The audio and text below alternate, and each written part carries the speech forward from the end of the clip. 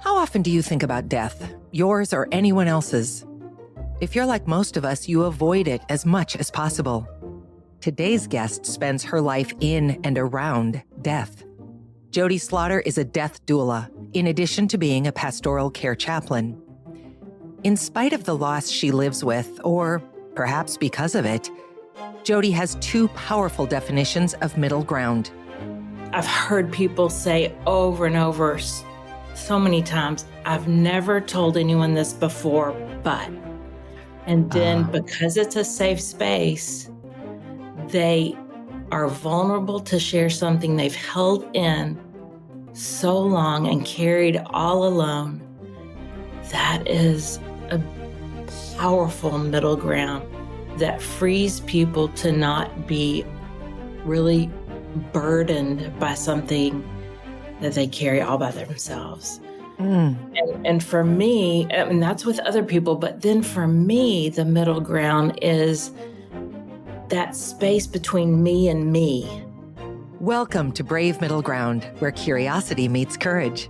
I'm Dayna Del Val, and here we're exploring the spaces between isolation and connection, division and unity. We'll reclaim the middle ground, one brave step at a time, starting right now. Jody, welcome to Brave Middle Ground. Thank you, Dayna. It's great to be here. I am so excited for this conversation. Maybe excited is a weird word to use for this topic, but I actually think this is an incredibly important topic because I think we've got a real fear around death and the leading up to it. And it's a problem because none of us are escaping it. Right, exactly.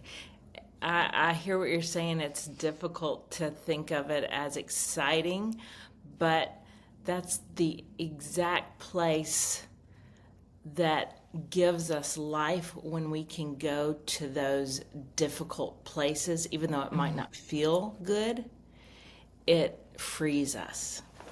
So that's exciting. Yeah, that is exciting. So let's start with the first question I ask everyone, Jody, which is just, what does middle ground mean to you from your perspective in the world? It's actually that space for me where I either hold within myself or with another person where we're not sure we want to go. It's too painful, it's too vulnerable, it's too private, but it's that space where I've experienced for myself or with other people where they decide to go there. That middle ground that is so often not braved because it's too painful or it's too fearing. I've heard people say over and over so many times, I've never told anyone this before, but. And then because it's a safe space, they are vulnerable to share something they've held in so long and carried all alone. That is a powerful middle ground that frees people to not be really burdened by something that they carry all by themselves. And for me, and that's with other people, but then for me, the middle ground is that space between me and me. Say more. That space where I choose to be present to myself or abandon myself.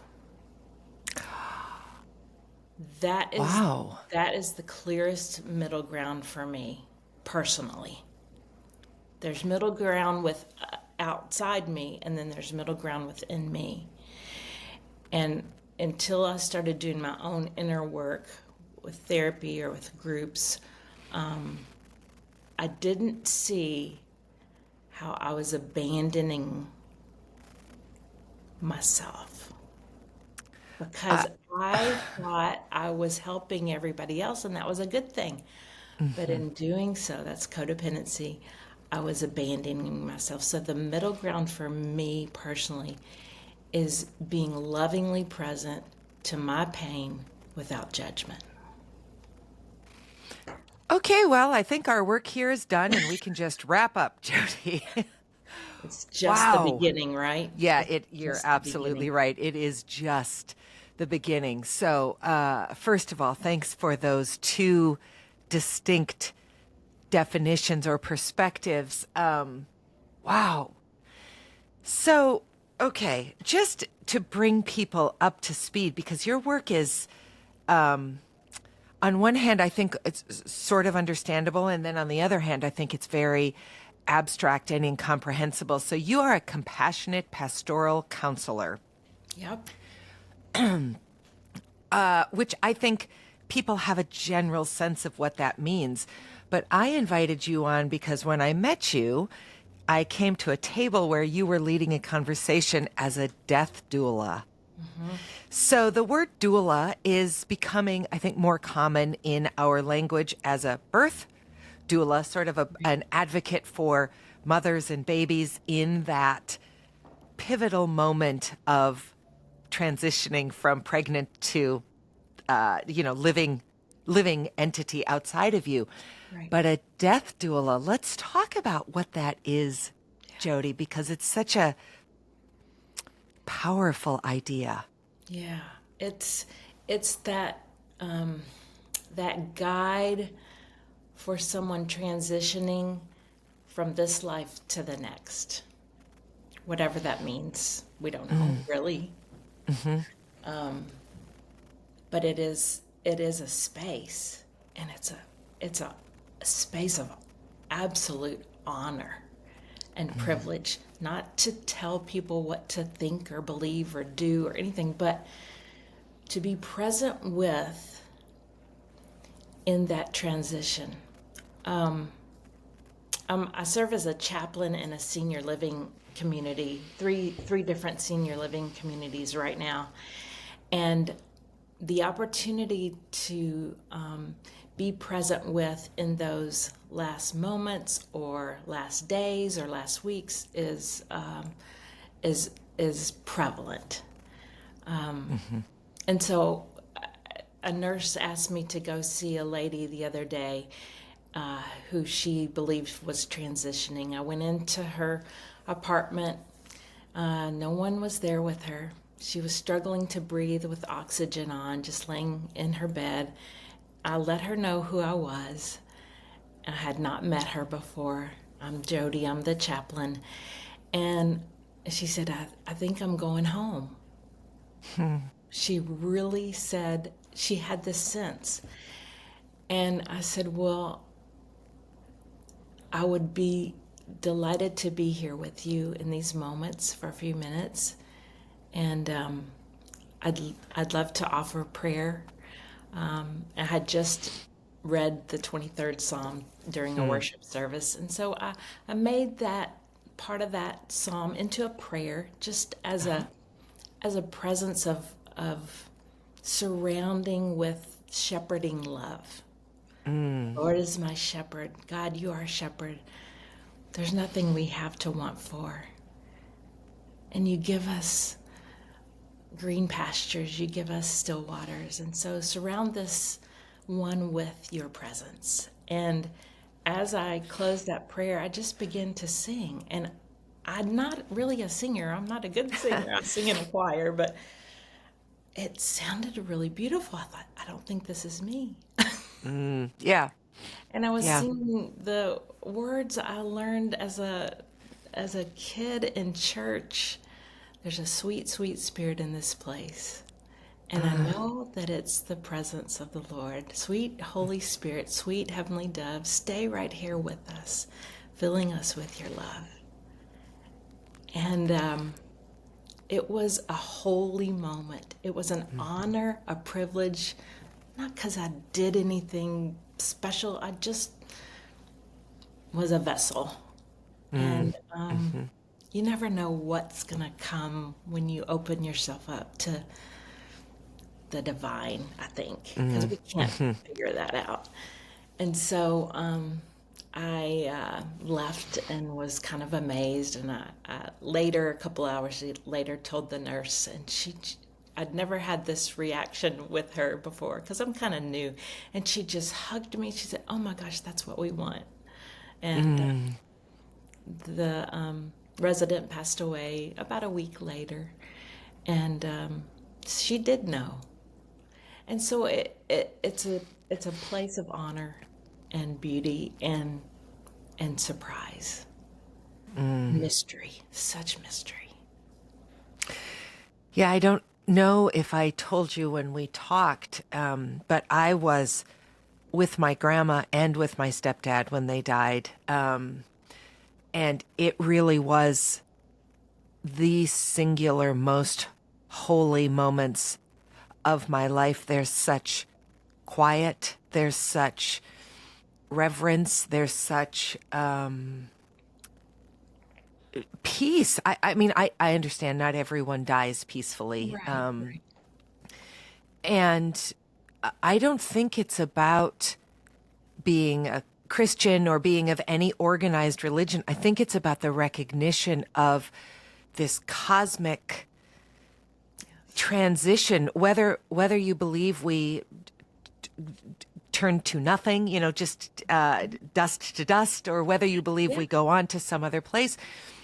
There is this exchange of energy that I think you feel when you are in the room, as if a light doesn't go off, but actually goes on. Yes, exactly.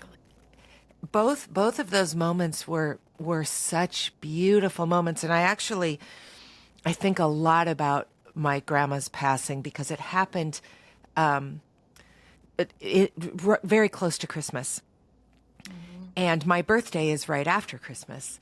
And the nurse who was the last nurse to be with her and us in the nursing home had to have been about 8.5 months pregnant. I mean, she was great with child. And as long as I live, I will never forget this moment. My grandma had moved into the period where she was no longer really present with us. She wasn't communicating. And she was on her side, and the nurse leaned over to check something. And her stomach rested on my grandma. And I looked at that transition, those two enormous transitions, the mystery of birth and the mystery of death happening right on top of each other. And it was a profound moment. We just don't get those moments in life very often, which is good because as beautiful as they are, they're also draining and painful and hard. Right. But such a privilege to shepherd someone to the next phase, regardless of what that is. Yeah, I think that's so important what you said. If we had these moments every day, we probably wouldn't be able to sustain because we can't bypass the pain. Yeah. This is incredibly painful work. It's incredibly, it's a club no one wants to be in to go through grief. Yeah. But it's a universal connection. It does not miss anyone. Yeah. And so it's a way of connection if we choose to. We all go through it differently, but no one, and some people choose to deny and avoid and suppress because that's just how they have learned to cope. Mm-hmm. But the power of the work is that we have space. We are created with space, with the capacity to hold both the awe, the joy, and the deep, deep pain. We can't be one without the other. I think we're created with the capacity to hold both. And so the middle ground is a place of honoring that, both the joy and the sorrow within us. And when I first knew I was going to be doing this work and went to a weekend conference called Midwifing Death, the very first question that we as a collective were asked is, what is your fear or your thoughts or your feelings? I think it was really the fear. What is your fear of your own death? And I thought we were coming here to help other people. Yeah. And so we wrote down our fears of our own death.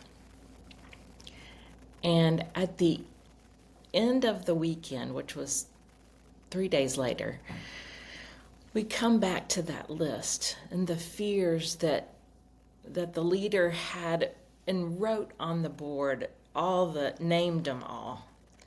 And without knowing who said what, went through each one and said, okay, now this is what you are in now. Like, how are you experiencing this now? Like, for instance, my fear was fear of being overly medicated, not present with the experience of dying. I didn't want that because I saw that. I saw that with my mom. And I know she would want to be present. I knew I wanted to be present. So I was afraid that medical powers would take over and just sedate me and I would be present. And so the question came back to me at the end of the weekend, how are you over medicated today? I could not. Wow. So the work then began for me to wake up to the story, the pain, the whatever in me. That's the middle ground. To wake up, to provide support, because I was taking a couple of medications that I thought I had to take, antidepressant medicine for ADHD. I just thought that's what I had to do. And that is what we need to do at different times, maybe for different people. But for me, I began to replace those with ways to be present and caring and loving to myself and my pain in ways I hadn't before. Even though I've been in therapy and a therapist for decades, 7, 8 years ago, something switched and I woke up in a different way to be lovingly present to my pain that I had medicated or done good deeds to avoid being present to self. And it was powerful. Yeah. I mean, I'm sitting here listening and thinking, okay, what would I say? And I don't quite know because I'm listening too hard to be able to really dig into it. But it's such a compelling question, and of course, it speaks to that whole thing that we often practice what we need, or we teach what we need, or we all those ways. The sermon they need to hear. Yeah. Because we don't necessarily really understand on a cognitive level this very deep work that needs to be done really for the entirety of our lives. Right. Even a good life has hard things to overcome, has failure, shame, disappointment, all those things. So, wow, what a way to think about that. Because if I'm not present for myself and my own fears, how the hell am I going to be present for someone else in their most vulnerable moments? It's an ongoing work that I will do till my last breath, Yeah. It's never done. And that's exciting because you're always learning, but it's also painful. Yeah. Yeah, it's to see. the 12,000 layers of an onion, not 5 or 6. Yeah, exactly. Yeah. Mhm. So, Jody, in this work, I have a number of sort of tactical questions. Mhm. How is a death doula different than hospice? That's a great question. And I I think there's a lot of similarities, but I think the difference with a death doula is that you're not prescribing medication. Medication is helpful, and that's a piece of it. But my understanding of a death doula is that you embody and you guide in ways that are apart from medication. Now, hospice, there are many modalities to hospice, and they incorporate that too. But a death doula does not prescribe medicine. And like a birth doula, are you there to advocate on behalf of the patient or client or Patient however you or think of it? family, Yeah. absolutely.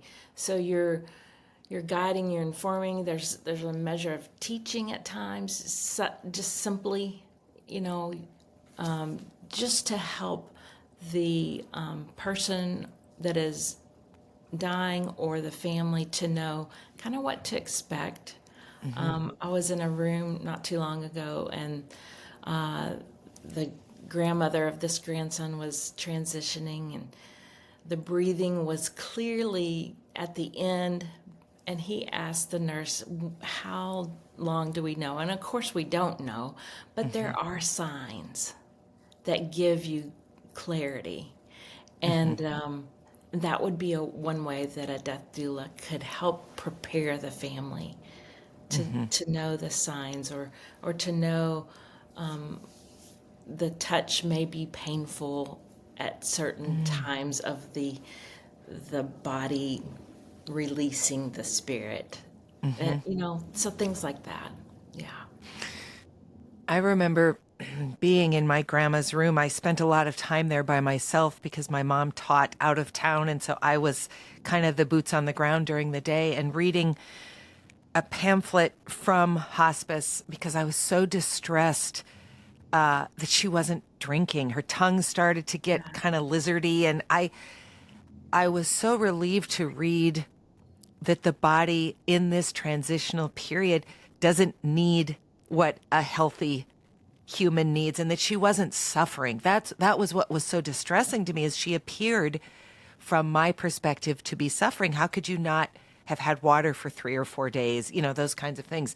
And it was so relieving to me to discover that she was doing different work.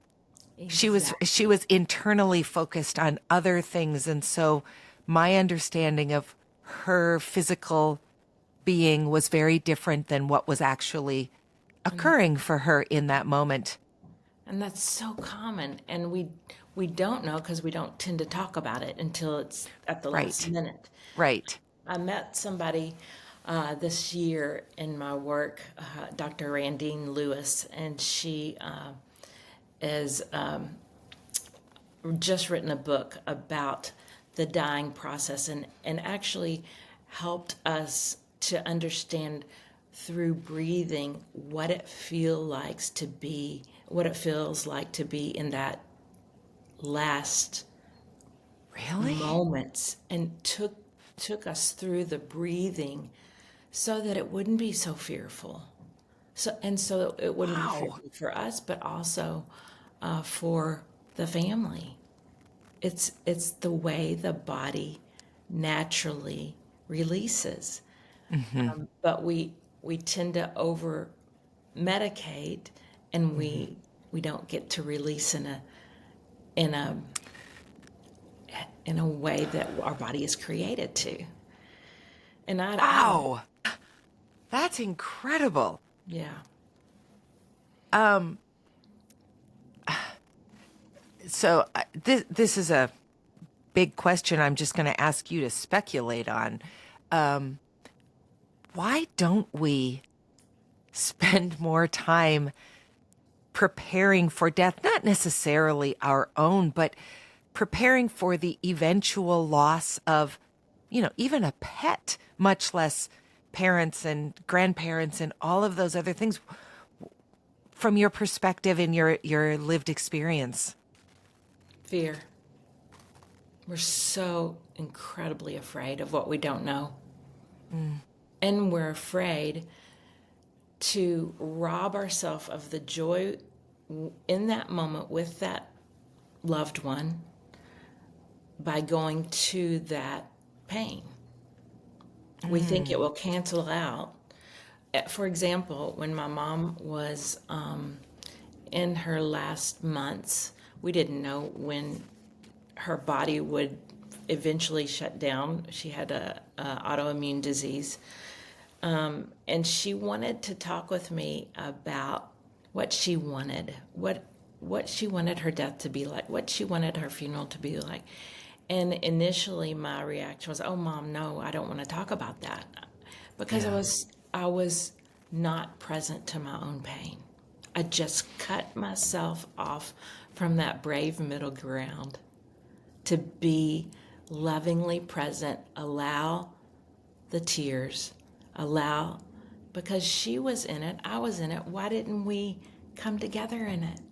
And so I said no at that initial point, and then eventually came back around and was able to talk with her about it, was able to hear what she wanted, that she wanted the family to be around her, that she wanted to be at home, that she even wanted pretty sheets on the bed. Simple things that you wouldn't think of in that moment.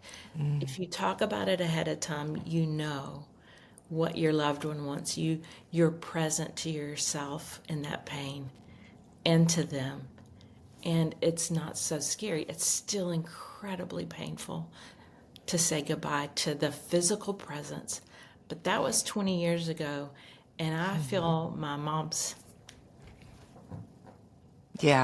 presence with me probably more than ever, as I've allowed that love to permeate my being. And even not long ago, used tool like invited her to write me a letter. I've written her a letter, but I've Wow. never invited her to write to me through my hand.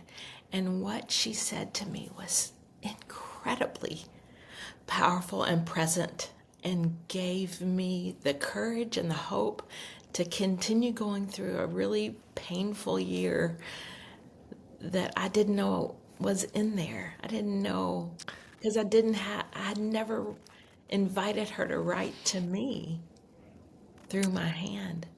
Wow. That's incredible. Yeah, and I didn't think of that on my own. I've just taken opportunities to do writing opportunities. A group called Wild Heart is a writing focus on death. Mirabai Star, Willa, Willow, I can't remember her last name, but just different, so many beautiful modalities to help us go into that space that we tend not to go to because we're afraid. That's the reason we don't go there. We're afraid. We're afraid of what we're going to feel. We're afraid of hurting, upsetting someone else. We're afraid of the conflict that we may experience in relationships when someone feels a different way or believes a different way. It's just fear. We're so driven by fear. Yeah. You said something that you said it sort of in passing, and it really struck me. You said that she wanted really pretty sheets. Yeah. So it made me think about the bag that expectant mothers pack. Exactly. And I had an unplanned pregnancy that was not particularly happy. We'll leave it at that. And my son was born 4.5 weeks early. So not only did I not know what I was going to do with this baby, but he was really, really early. Right. And so I had no bag packed. Right. I put on some kind of flannel pants and an oversized sweatshirt because my water broke in the middle of the night. And my mom and stepdad picked me up and I went to the hospital and 12 hours later had this baby and had nothing pretty for pictures. I had no toothbrush. I had no lip balm. I had no Right. music, candles. I mean, all these things. And this was almost 30 years ago, so it wasn't quite the to-do that it is now. Right. But I have often regretted that Mm-hmm. I didn't get to have a little bit more control over that environment. Mm-hmm. And I have never one time considered what would I like to have at the end? What would my grandma have wanted? Did Yeah. she get what she wanted? What would my stepdad have wanted? Right. That's really powerful. It is. I mean, like that's a thing that we can do. It is. And we don't always get to, I mean, there's death that happens traumatically, suddenly, horrifically, and and prepared. There's all that. So, but how can we better prepare without being consumed by it? There's that. We and that's where the inner work is important. Okay, tend to what it is I'm feeling, be present with love and compassion to myself without judgment in this. And that's the ongoing work so that we can be more prepared for those things we tend to avoid, like death. But that's a great idea. Yeah. I mean, it's just so. I think what we crave when we are the loved ones is we crave tasks that can keep us busy, keep us feeling like we're being part of it, useful. And so that's just wow. I will never forget that for the whole entirety of the rest of my life, Jody. Both for anyone else who I'm fortunate enough to be present with, and hopefully for myself. And here's the thing, I what my mom wanted and what I would imagine she would want are two different things. So I wouldn't have known had I not had that conversation with her, allowed that. So there are families all the time that think they know what their loved one wants, but they've never had the conversation. So they're imposing what they would want. And there's another piece of going into that middle ground to have that conversation so that we know. So how do you recommend people dip their toes into this? I mean, so let's just take my parents, both young and very, very healthy.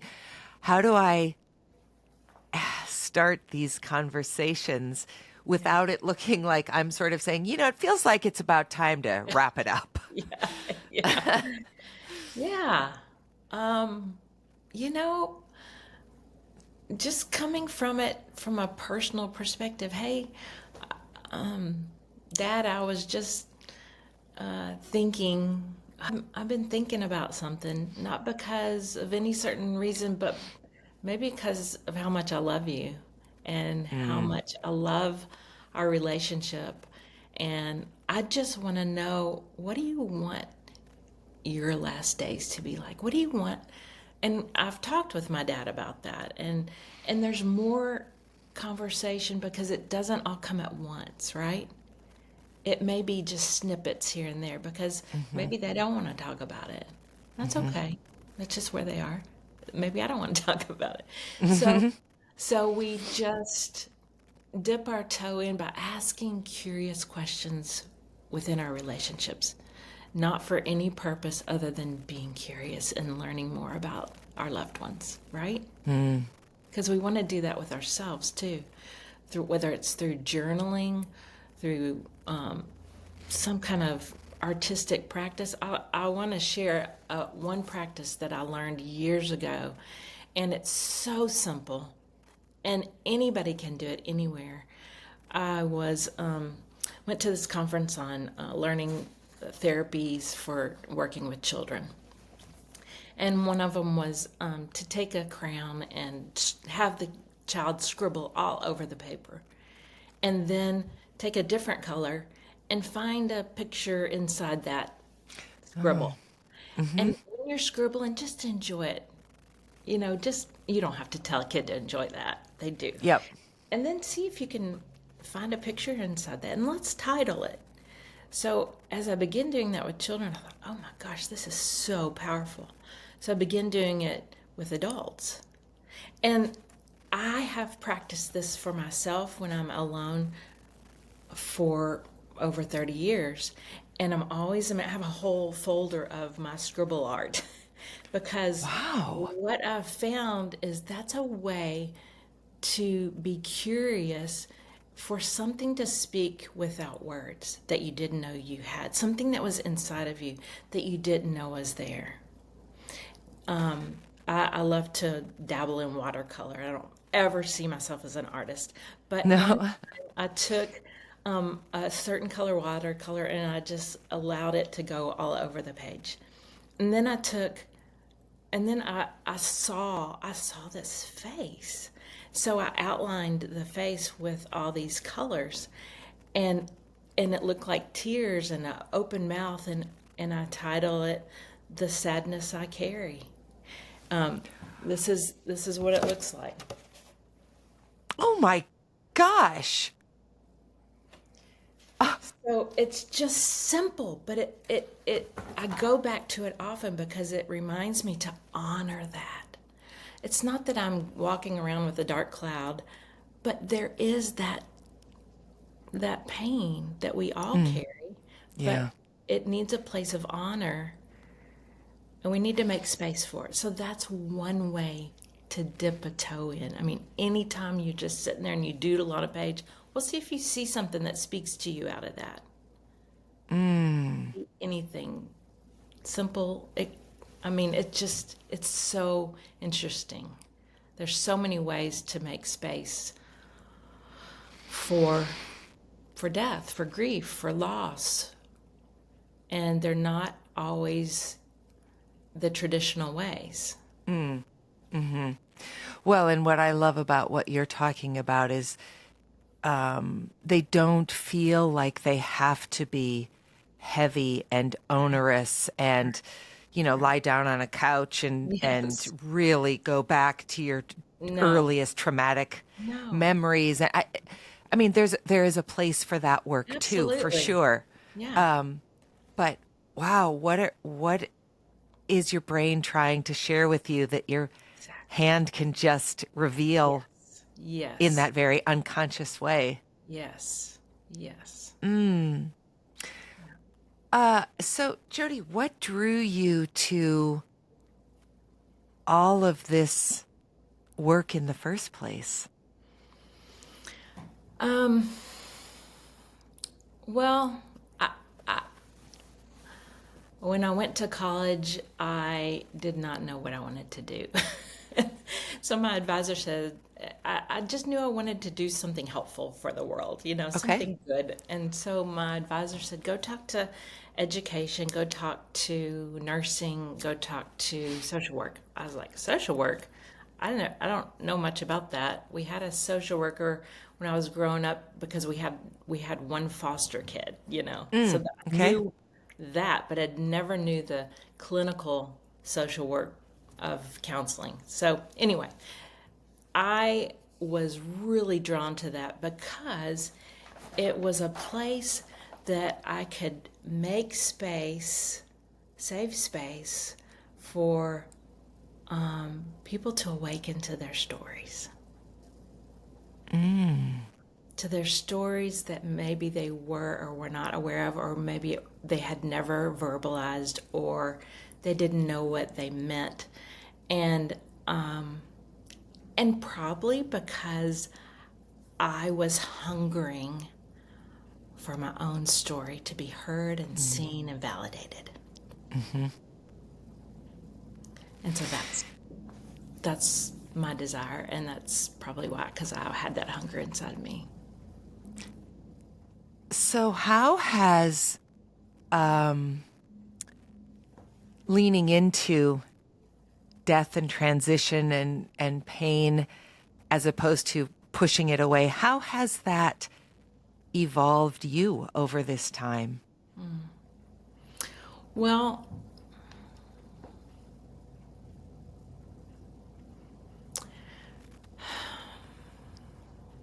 it doesn't how it is. I'm quickly going to how it can push people away because they're uncomfortable with their own pain. So they want you to be happy all the time and like you used to be. And so it's made my circle maybe smaller, which is, as my therapist said, we find the best people here. Yeah. And so I don't mind it at all. But it's made me, it's kind of a blessing and a curse because it makes you not look away from suffering as much as you want to. I remember when George Floyd video came out, and I think I saw it on social media, and I just turned it off right away. And then through my own therapy, I realized, why are you turning away? What are you turning away from inside your own self? And so this work has kept me more present to things I might not want to be present to, more of the injustice, the suffering. And I've lost jobs because of it, because I'm too present to the injustice or the suffering or the pain. And we want you to be happy. Something's different, you're so it has consequence. I keep thinking of the book The Giver by Lois Lowry. Do you know that book?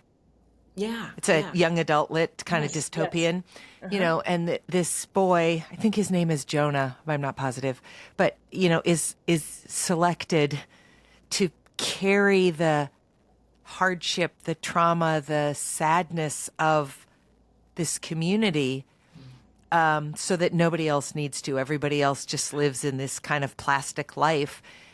And I wonder how you carry the weight of this, because as beautiful as both of the endings I was present for were, as we discussed at the beginning, they were also painful, and I realized they were my family.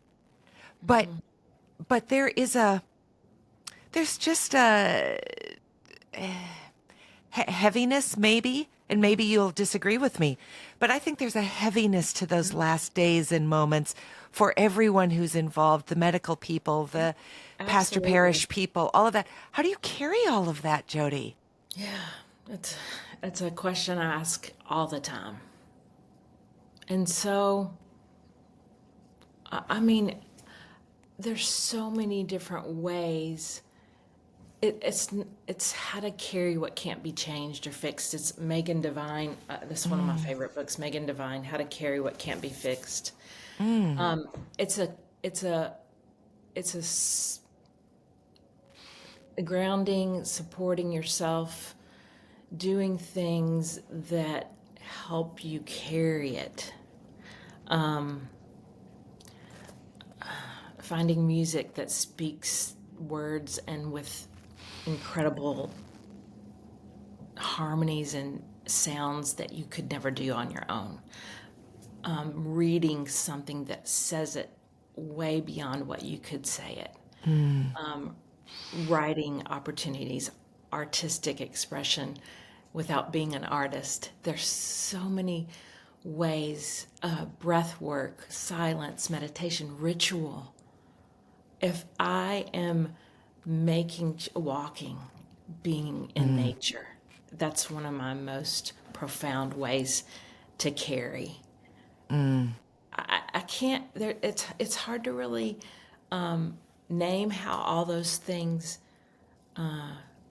support you and help you. They don't fix it. They don't make the grief go away. It's just not, that's not possible. No. But they, No, we're conditioned to carry it for the entirety of our lives, and it might dribble out, and the weight might get lighter over time, but it never goes changes. away. Yeah. No. There's no closure. There's no finality. There's no, if you do this, you'll feel better. No. But there's a way that you carry it and support yourself through it that helps you not be overwhelmed by it. If you think about a little child, my therapists have taught me this, you think about a little child that's crying on the ground. Are you gonna typically, as the parent, fall in a puddle, be overwhelmed with them? Or are you gonna hold them and love them? That's the metaphor for how we are lovingly present to ourselves. And sometimes we don't go there because we're afraid we're going to fall in a puddle on the floor and be overwhelmed by it. But if we give ourselves that loving presence without judgment, without telling how to do it, how to fix, or no, being present, then that's how I continue to do. But it's a practice, and it changes. And my therapist, I've been in a group for the last 8 years, Tunglen, which is a Buddhist practice for holding compassion for.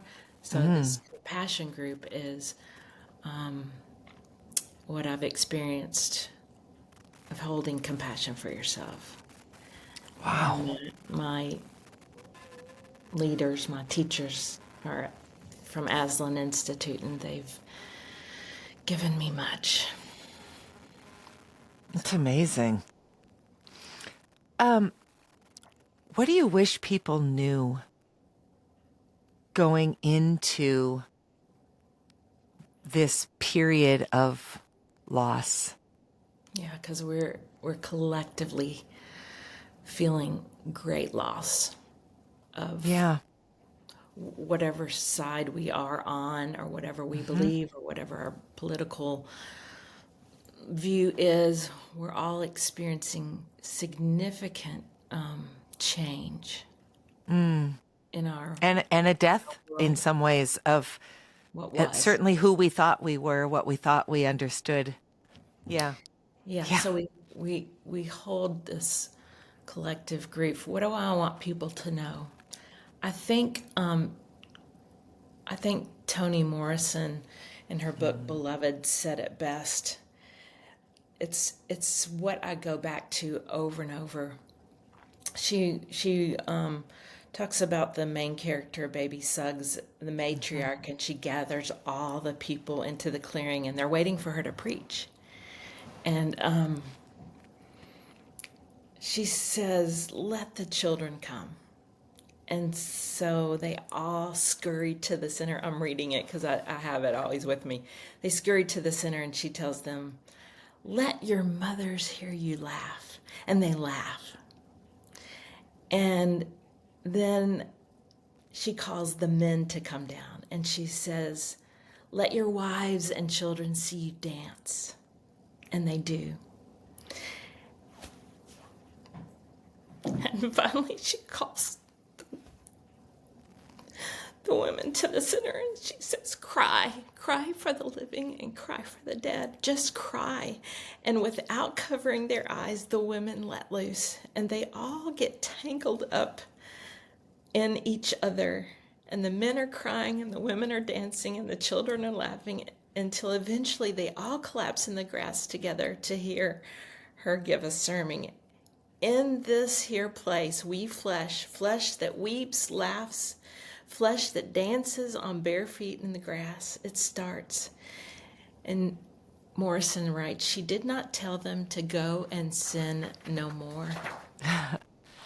She calls them to awaken to their stories. And so that's what I would want people to know, that there is an awakening we can do every day to our own stories and to the stories of others. That's what I would want people to know. Co-author Riley, Black liturgist, writes that about that book. And so I hold on to that. Well, you could hardly have given a more exquisite benediction than Toni Morrison. Speaking of someone who probably picked up a pen and asked for divinity to flow through, and it did. Wow. Right. Well, Jody, those are sacred writings. Yeah, absolutely. Not just scripture, Bible. No, there are so many sacred writings. So, yeah, absolutely.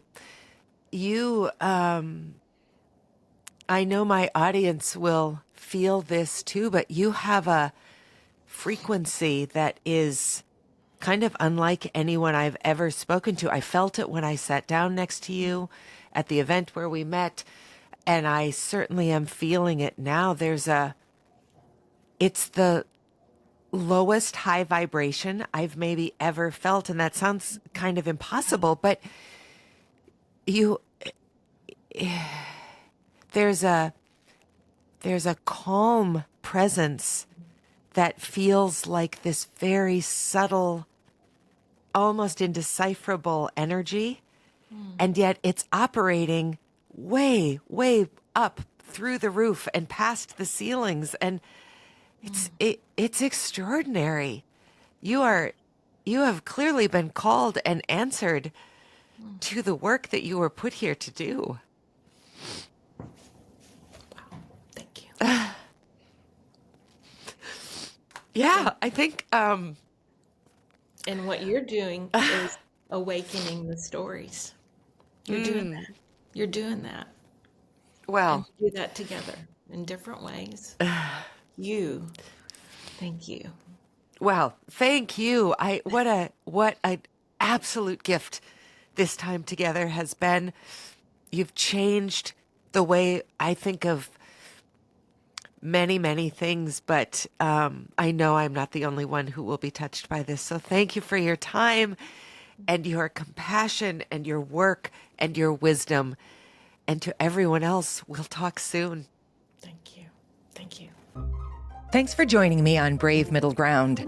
I hope today's conversation inspired you to embrace the power of the in-between and take steps toward deeper connection and understanding. If you enjoyed this episode, please subscribe, leave a review, and share it with your network. Your support grows our community and keeps these meaningful conversations going. For more information on Brave Middle Ground and everything else I'm working on, go to daynadelval.com. Brave Middle Ground is mixed by Sound Advice, and our music is by Quinn Delval. Until next time, I'm Dayna Delval. Stay curious, stay courageous, and stay connected.